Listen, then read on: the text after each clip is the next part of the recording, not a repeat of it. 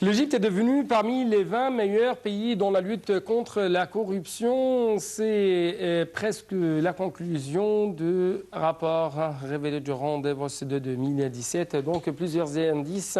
Nous allons plutôt présenter plusieurs indices durant cette édition de votre émission hebdomadaire Indice, votre fenêtre sur le monde de l'Égypte, avec les analyses de Dr Ali Khouraï, notre expert dans le domaine de l'économie. Avec plus de précision, c'est le professeur de l'économie. Vous êtes toujours le bienvenu sur une TV internationale.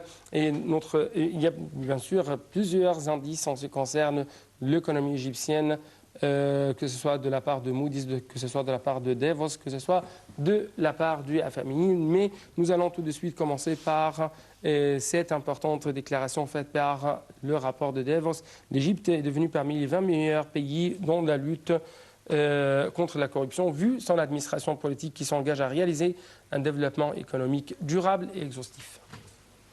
Ben, écoutez, c'est une chose très très importante, la lutte contre la corruption. Parce que nous avons entendu des avis des investisseurs étrangers et des Égyptiens aussi, oui, investisseurs égyptiens, que la corruption était un point négatif en ce qui concerne l'investissement. Oui. Alors c'était le moment d'agir avec force, oui, contre ce fléau-là, cette maladie enracinée dans le système égyptien. Et on l'a vu, même les grandes têtes ont été mis devant la justice, et c'est une chose que je suis complètement d'accord, et on a vu justement les répercussions de l'étranger. Oui. Donc pour l'investissement, le combat contre la corruption est nécessaire, avec les infrastructures, le climat général dans le pays, la stabilité économique, politique, ainsi de suite. Oui. Donc oui, je suis tout à fait d'accord, oui, et pourvu que ça continue. Parce qu'en Égypte, on commence une chose, on réalise de très bonnes choses, et puis petit à petit, les choses disparaissent. Oui. Ça, on ne veut pas le voir. Oui. Il faut continuer. Oui, toujours en ce qui concerne le rapport de Davos à propos de l'Égypte, mais cette fois-ci, nous devons présenter quelques indices très importants en ce qui concerne l'investissement. Par exemple, The Economist, cette magazine américaine, a écrit que l'Égypte est devenue ou ça sera parmi les 12 meilleurs pays en matière d'investissement en 2017, après la libéralisation du taux d'échange de livres égyptiennes. C'est la même chose pour des experts qui ont fait des déclarations très importantes à l'agence américaine qui s'appelle Bloomberg. Par exemple, Bassel Khatun, un responsable de la fondation de Franklin Templeton Investment, a dit que l'Égypte serait parmi les marchés les plus attractifs pour les investissements en 2017. Mais on trouve que la 47e édition du Forum économique de Davos, qui a pris fin le 20 janvier 2017, a classé l'Égypte, en ce qui concerne la compétitivité mondiale, à la 73e place sur 98 économies en développement, et plus ou moins a classé l'Égypte parmi les 20 mauvais pays en matière d'investissement. Donc, pourquoi cette contradiction? C'est absurde un peu.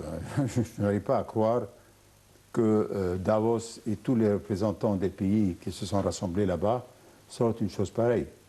Bon, s'il y a une différence entre les avis des experts, donc en dehors de Davos, et les experts à l'intérieur de Davos, des petites divergences, oui, je suis d'accord. Mais le jugement que je trouve devant moi est incompréhensible pour moi. En tout cas, ça dépend des paramètres qui ont été utilisés dans ce jugement-là. Mais je voudrais dire quelque chose, que tous les projets qui ont été entamés en Égypte depuis 2 ans doivent quand même donner des résultats positifs dans cette année 2017 et 2018. J'ai dit ça plusieurs fois auparavant, que l'année 2017 et la première moitié de 2018, on verra que l'Égypte a progressé énormément, et nous allons voir des résultats qui vont étonner le monde. Oui. Ça arrivera. Oui. Bien sûr, il y a beaucoup de choses en ce qui concerne la hausse du taux d'investissement vers l'Égypte durant la dernière phase. Et au cours de cette édition, nous allons passer ces indices révélés par quelques institutions financières. Mais avant cela, nous allons rester toujours avec le rapport de Davos en ce qui concerne l'infrastructure et les services principaux. Davos a vu que l'Égypte a fait de bons taux en ce qui concerne ce domaine. Donc, ça sera un bon indice pour l'évolution de l'économie égyptienne. Sûrement. C'est le premier pas à prendre et ça a été pris.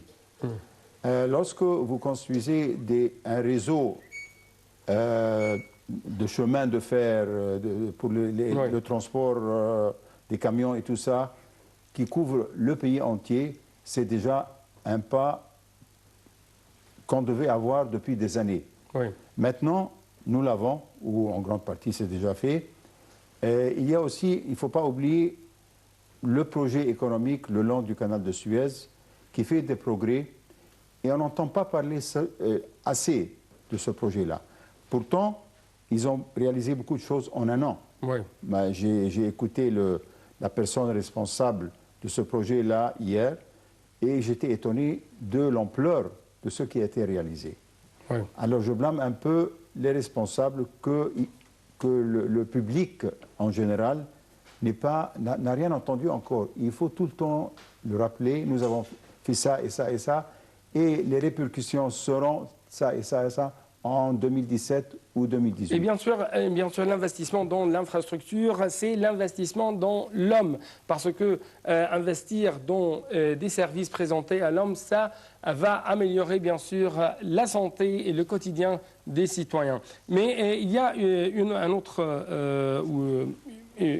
note en ce qui concerne, une autre conclusion ou remarque même de la part de Davos à propos de l'économie égyptienne.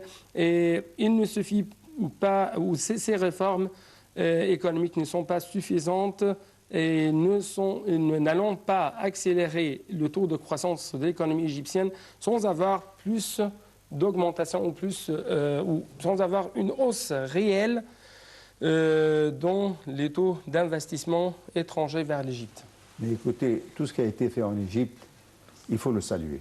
On ne peut pas tout faire en quelques mois. Oui. Nous avons vu les réformes qui ont été réalisées il y a quelques mois ont eu quand même des répercussions sur la population en règle générale. Oui. La hausse des prix, par exemple, c'est un résultat direct. Oui. Alors, vous pouvez penser un peu, si nous aurions implanté d'autres mesures économiques plus que ça, on aurait eu des problèmes graves, très graves même.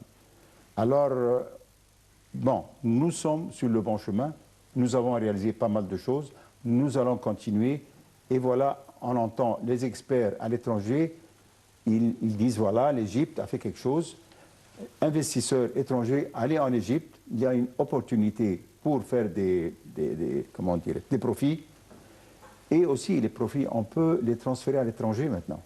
Oui. Ça, c'est une chose très importante. Parce que si je suis investisseur étranger, je mets $1 en Égypte, je réalise quelques cents de profit, je voudrais avoir ce profit à l'extérieur, donc dans mon pays. Alors, dans le temps, on n'avait pas assez de devises et tout ça. Mais maintenant, ils ont pris des décisions pour assurer aux investisseurs que tout ce qui a été fait comme profit va être transféré à l'étranger. Oui. Ça, c'est très important. Oui. En ce qui concerne les devises étrangères, tout de suite, nous devons passer à la lecture ou à la vision du FMI en ce qui concerne l'économie égyptienne ou l'évolution de l'économie égyptienne et quelques déclarations faites à propos des prévisions du FMI ou du Fonds monétaire international à l'économie égyptienne, à l'égard de l'économie égyptienne avec plus de précision. Par exemple, des prévisions en ce qui concerne la hausse des réserves égyptiennes en devises étrangères de 33 milliards de dollars fin 2018. Jusqu'à maintenant, je crois que l'Égypte possède presque 24,265 milliards de dollars. Donc 33 milliards de dollars vers la fin de 2018. Ben écoutez, la chose la plus importante, l'investissement est important, mais le tourisme est très très important. Oui. Et je voudrais vous dire que j'étais justement à Luxor et à Aswan. Et dès que j'arrive dans une ville égyptienne, je cherche où sont les touristes. Est-ce qu'il y a pas mal de touristes ou non? Oui. Ils commencent à arriver. Luxor et Aswan, c'était en dehors du circuit des années passées. Parce qu'ils allaient au bord de la mer Rouge, Sinaï, mais pas Luxor et Aswan. Maintenant, ils sont là. C'est vrai que le nombre est réduit, mais ils commencent à venir. Parce que l'état des vendeurs, par exemple, de Luxor et Aswan est misérable. Ils ne peuvent pas écouler leurs produits touristiques parce qu'il n'y avait pas assez. Ils vivent dans la misère, franchement. Mais maintenant, ils nous disent, il y a quelques étrangers qui viennent, ça commence à jouer. Les Égyptiens viennent aussi, les touristes égyptiens qui viennent du Caire, d'Alexandrie et tout ça, ils achètent. Donc, il y a un mouvement qu'on le sent. Une fois que le tourisme reviendra au même niveau que les années 2011, 10 et ainsi de suite, vous allez voir maintenant les réserves, comment ils vont augmenter. Mais la chose la plus importante, le tourisme est très fragile. C'est une industrie qui peut être anéantie en un an, en 6 mois. Ce n'est pas solide comme l'industrie, par exemple, l'agriculture. Alors, il ne faut pas quand même se poser 100% sur le tourisme en termes de devises. Il faut penser aussi à activer le secteur industriel et agricole. Il ne faut pas l'oublier, dans la stratégie nationale de l'Égypte.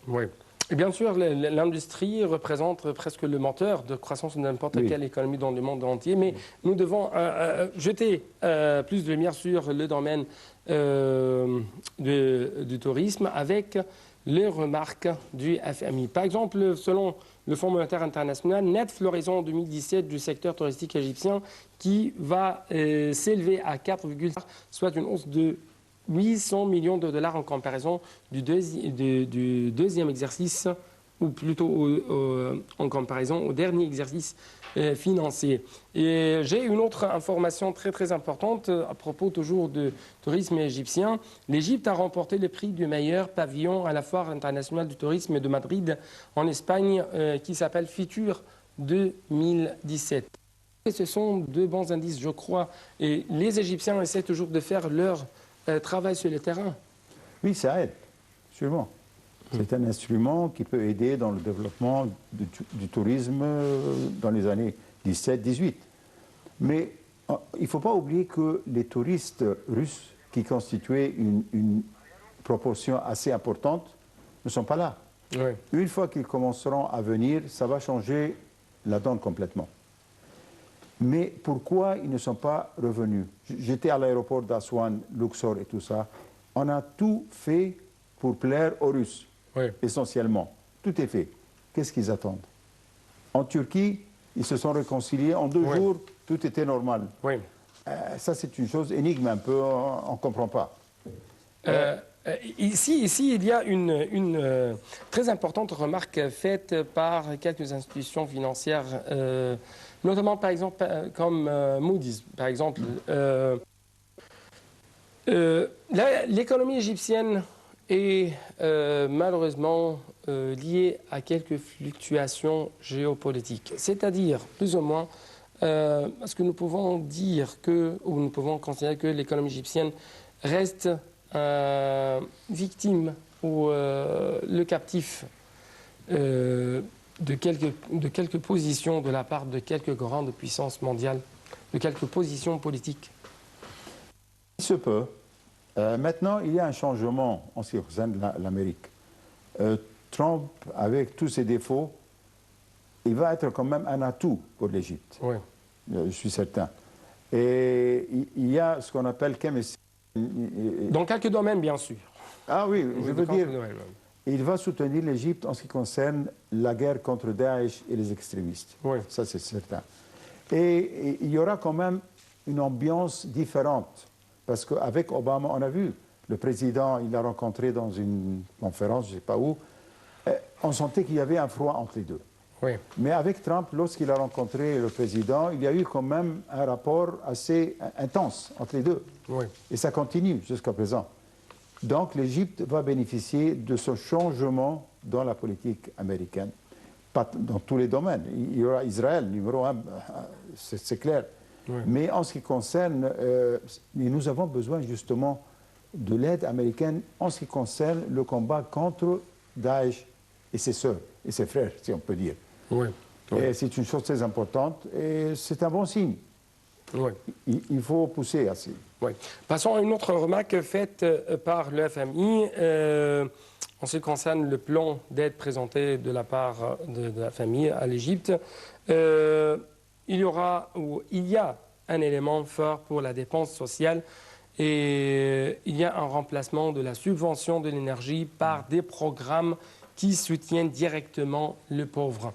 Donc, comment vous analysez cette déclaration ou cet indice?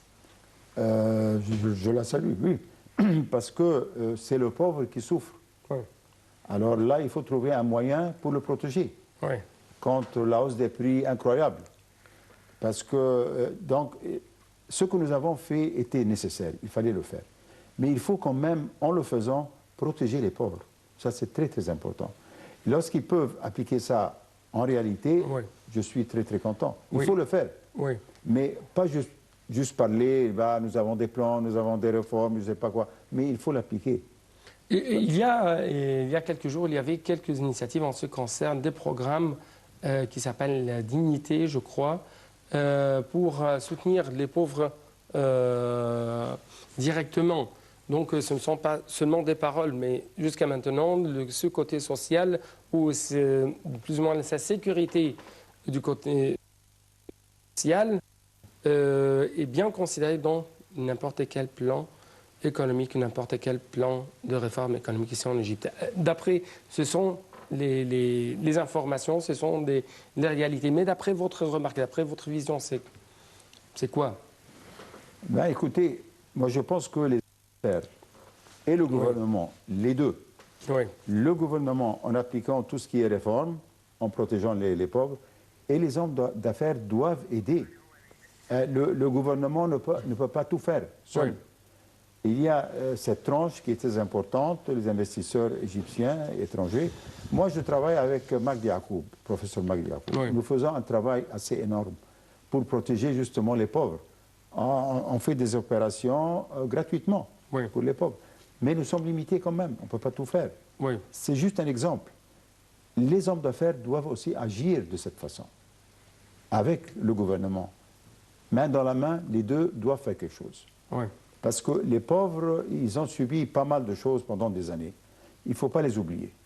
Mais de l'autre côté, il faut quand même aussi trouver le bon chemin pour l'économie égyptienne, pour prospérer dans le futur.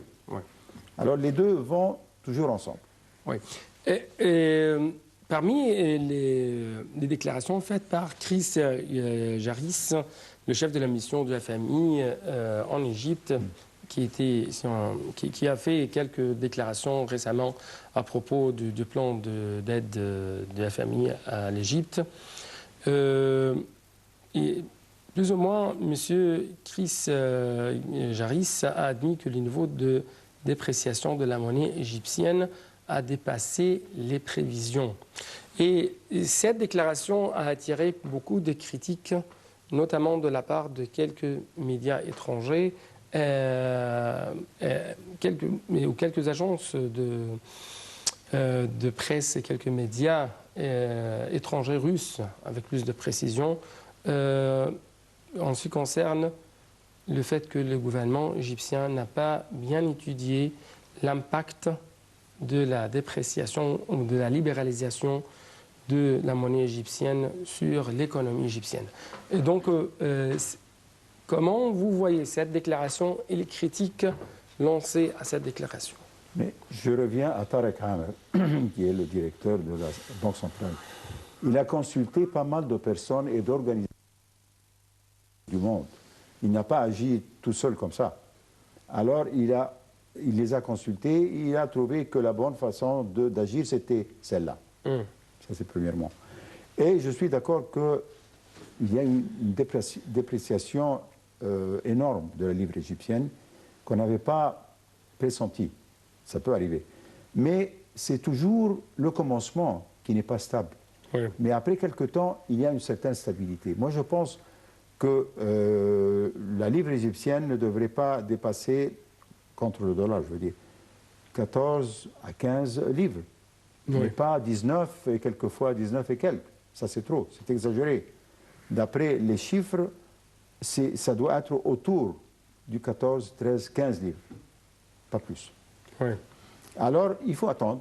Il faut attendre. Avec quand même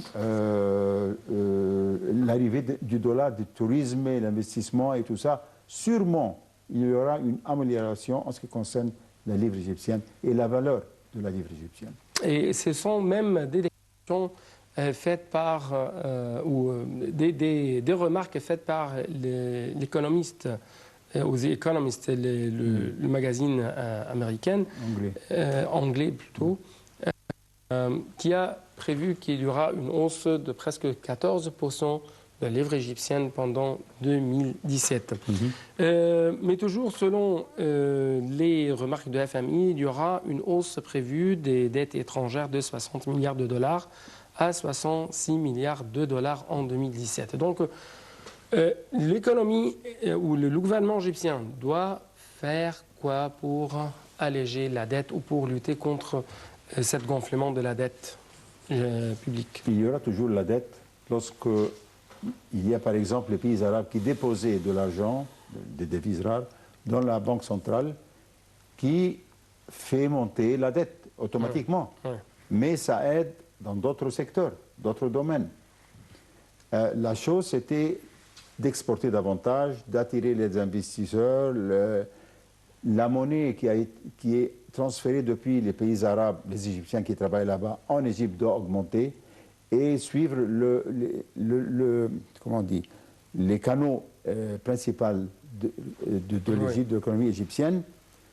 Et tout ça, ça va quand même avoir une influence avec les réserves. Les réserves vont augmenter et la dette va diminuer. C'est à nous d'agir maintenant. Comment activer les réserves dans la Banque centrale? Nous avons les moyens, mais ça prend du temps. On a eu 3 ans ou 4 ans de problèmes sociaux, politiques et tout ça. C'est à peine 2 ans qu'on a commencé à trouver des solutions normales. Mais ça prend du temps. Il y a maintenant une amélioration en ce qui concerne l'économie. Si on regarde un peu l'économie en 2014, c'était... Maintenant, c'est beaucoup mieux.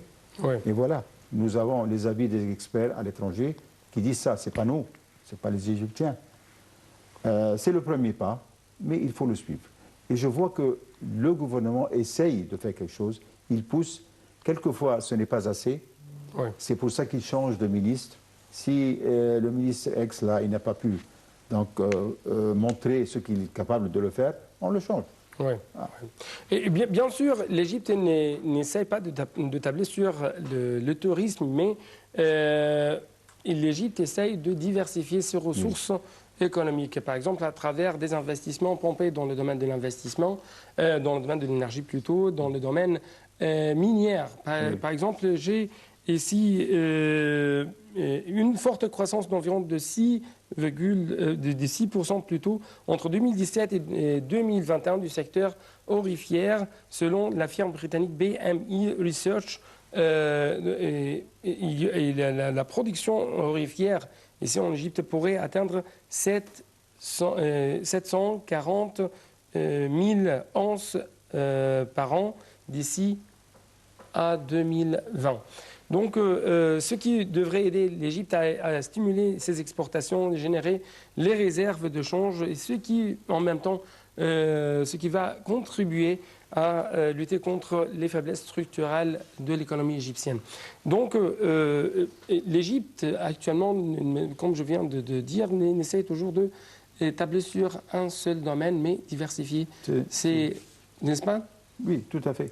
En ce qui concerne l'or, il y a la partie sud-est de l'Égypte qui a des réserves énormes d'or qui n'ont pas été exploitées jusqu'à présent.